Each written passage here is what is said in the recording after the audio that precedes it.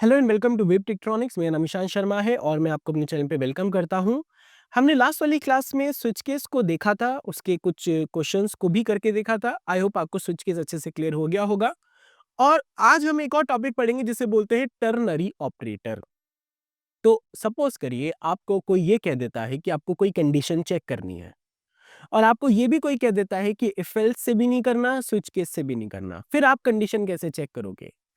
तो अगर ऐसा सिनेरियो है कि जहां पर हमें इफ एल्स भी यूज नहीं करना, स्विच केस भी यूज नहीं करना और हमें कंडीशन को चेक करना है, तो हमारे पास एक ऑपरेटर भी होता है कंडीशन को चेक करने के लिए और उसको बोलते हैं टर्नरी ऑपरेटर। ये बहुत सिंपल होता है। तो बेसिकली यहां पर हम तीन ऑपरेंड्स का इस्तेमाल करते हैं। तो सबसे पहले सपोज करो मुझे चेक करना है कि क्या एक नंबर इवन है या ऑड है। तो हम क्या करेंगे, एक नंबर लेंगे और उसमें डाल देते हैं सपोज करो 20। तो ऐसे ले लिया।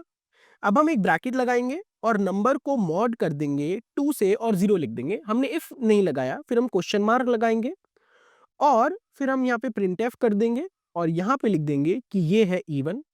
ठीक है, ये नंबर अगर ट्रू हुआ तो ट्रुथ पार्ट हम लिख रहे हैं। फिर हम कोलन लगाएंगे और फिर हम प्रिंट एफ करेंगे और इसके अंदर लिख देंगे ऑड और सेमीकोलन लगा देंगे। तो ये हो गया पहला कंडीशन, पहला ऑपरेंड। ये हो गया दूसरा ऑपरेंड और ये हो गया तीसरा ऑपरेंड। तो जब हम तीन ऑपरेंड्स का यूज करते हैं तो इसको बोलते हैं टर्नरी ऑपरेटर। टर्नरी ऑपरेटर वो ऑपरेटर होते हैं जो तीन चीजों पे काम करते हैं। अगर मैं अब कोड को रन करता हूं तो आप देखेंगे मेरा आंसर इवन आ जाएगा और अगर मैं यहां पर 21 कर देता हूं तो ये मेरा आंसर आ जाएगा ऑड। तो इस तरह से आप सारे क्वेश्चन कर सकते हो। अगर आप इसको यूजर से इनपुट करना चाहते हो तो आप यूजर से भी इनपुट कर सकते हो। जैसे मैंने प्रिंटफ लिखा और यहाँ पे लिख दिया एंटर द नंबर। इसके बाद हम यहाँ पे स्कैनफ लगा देंगे यूजर से इनपुट करने के लिए, %d comma address of number. बस सिंपल है। और अब आप कोड को रन करो। जैसे हम कोड को रन करेंगे, मैं डाला 21 तो ये ऑड आ गया और अगर मैं डालता हूँ सपोज करो 40 तो ये इवन आ गया और अगर फिर से लिखता हूँ 99 तो ये ऑड आ गया।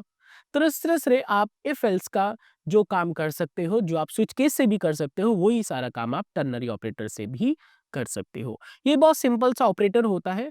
आई होप आपको ये इजीली क्लियर हो गया होगा। अगर आपको कोई डाउट लगता है तो आप उसको कमेंट सेक्शन में लिख सकते हैं। अब मैं आपको एक और वर्कशीट दूंगा कुछ क्वेश्चंस की, जो कि इफ एल्स से भी आप कर सकते हो, स्विच केस से भी कर सकते हो, टर्नरी ऑपरेटर से भी आप कर सकते हो।